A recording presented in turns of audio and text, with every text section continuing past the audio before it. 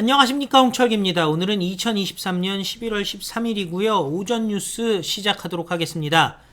신전대협 청년들이 대학생들이 나섰습니다. 전남대를 비롯해서 서울대, 연세대 등의 대자보를 빡 붙였는데요. 바로 노란봉투법을 반대하기 위해서입니다. 일단 먼저 대자보를 살펴보고 입장문을 보면 좋을 것 같아요. 이렇게 전남대 대자보가 노란색으로 딱 붙어버렸죠. 그리고 서울대에도 대자보가 붙었습니다. 연세대에서도 이렇게 대자보가 붙었는데요. 대자보 내용을 한번 살펴보도록 하겠습니다. 노란봉투법, 이 안에는 청년도 미래도 없습니다. 지난 9일 노란봉투법이 민주당의 주도로 국회 본회의에서 강행 처리되었습니다. 노란봉투법은 불법 파업에 대한 기업의 손해배상 청구를 제한하며 파업의 가능 범위를 확대하는 내용을 담고 있습니다.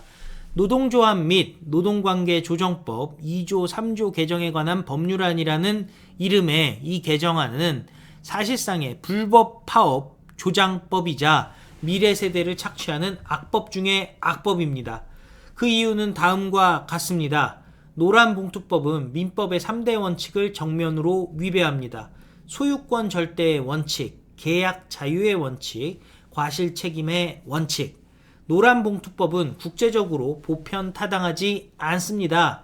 노란봉투법을 찬성하는 이들은 선진국들이 노동 3권을 두텁게 보장한다고 말합니다. 하지만 이것은 한쪽 측면을 강조한 편협한 주장입니다. 이들 국가가 파업 방어 수단인 대체 근로제와 폭넓은 기업 활동의 자유를 동시에 보장하는 것 역시 주목해야 합니다.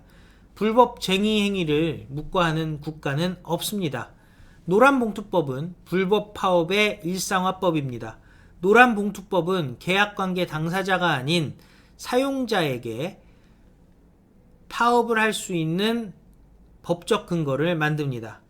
또한 노조가 기업의 재산권에 손해를 끼침에도 그 피해에 대한 증명 절차를 매우 까다롭게 하여 불법 행위를 하였음에도 불구하고 처벌하지 못하는 법적 토대를 마련합니다. 이는 언제 어디서나 노조가 파업을 할 수 있도록 만드는 것입니다. 불법 행위와 재산권 침해는 노동자의 권리가 아닙니다.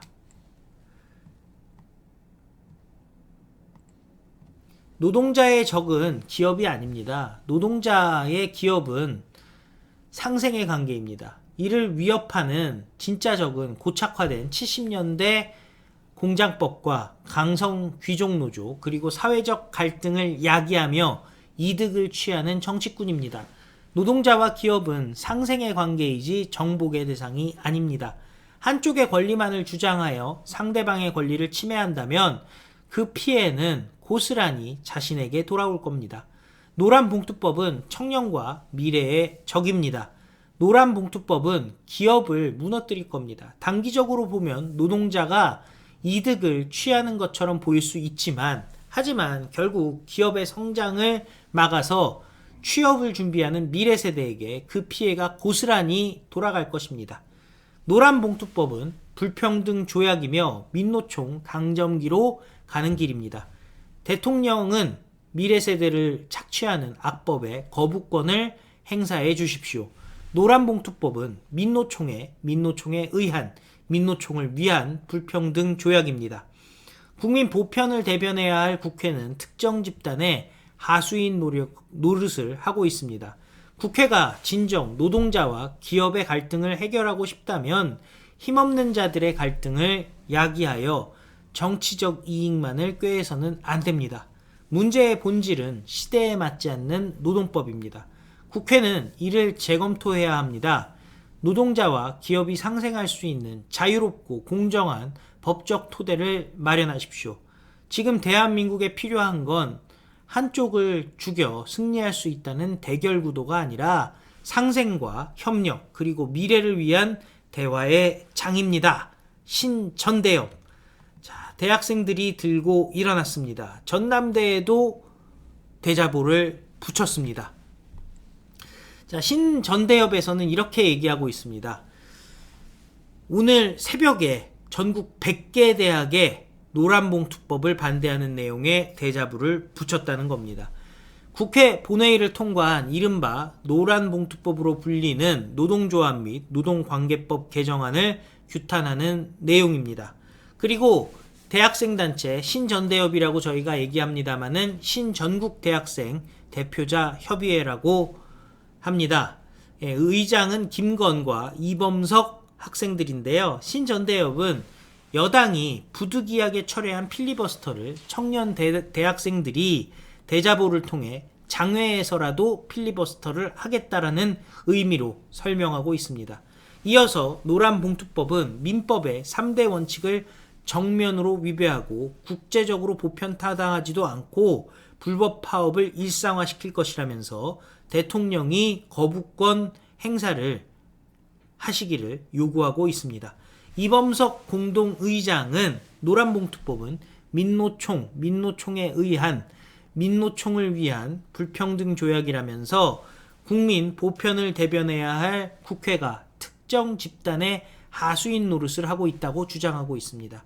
국회는 시대에 맞지 않는 노동법을 재검토해서 노동자와 기업이 상생할 수 있는 자유롭고 공정한 법적 토대를 마련하라고 촉구하고요. 김건 공동의장은 노란봉투법은 결국 기업의 성장을 막아서 취업을 준비하는 미래세대 젊은이들에게 피해가 고스란히 돌아갈 것이다 라고 얘기하고 있습니다. 자, 그런데 양대 노총 서울 도심에서 대규모 집회를 열고 윤석열 정부의 노동정책에 대해서 공격을 하면서 노란봉투법의 즉각적 공포와 시행을 촉구한 바 있는데요. 여러분들은 어떻게 생각하십니까? 이게 노란봉투법이라는 게 결국은 기업 그리고 사회에 노조가 불법 파업으로 인해 심대한 피해를 끼쳤음에도 불구하고 손해배상을 청구하지 못하게 소송을 걸지 못하게 하는 것 아니겠습니까? 그런데 단순히 민사소송만이 아니라 형사로 깜빵을 다 집어 넣어야죠. 그리고 지난번 대우조선 하청파업과 마찬가지로 몇천억의 피해를 줬을 경우는요, 결국에는 대충 넘어가잖아요. 기업들이 그걸 다 감당한다는 게 말이 되겠습니까? 문제는 국제 신인도입니다. 아니, 우리나라가 결국에는 수출주도 산업을 하고 있는 것인데 제대로 그 수출 납기 일자를 못 마친다면은 국가의 신용도가 떨어지죠. 그 소위 말하는 3050 클럽이라고 있습니다. 그 3만 불 이상의 소득 그리고 5천만 명 이상의 인구, 전 세계에 7개 국가밖에 없어요. 그 7개 국가 중에 하나가 대한민국입니다. 그런데 7개 국가 중에 이런 식으로 강성노조에 현재까지도 휘둘리고 있는 나라 없습니다. 뭐 무슨 대타협 이런 얘기 하는데요. 대타협이 가능하지가 않습니다. 우리 강성노조는. 민노총 이거 진짜 답이 안 나오는 수준이죠. 결국 박살을 내버리는 수밖에 없는데요. 그러기 위해서는 총선에서 압승만이 해법이라는 생각이 듭니다. 여러분들은 어떻게 생각하십니까? 시청해 주셔서 감사드리고요. 또 필요한 뉴스 정리해서 여러분들 다시 찾아뵙도록 하겠습니다. 다 같이 외치겠습니다. 우리는 승리합니다. 감사합니다. 안녕히 계십시오.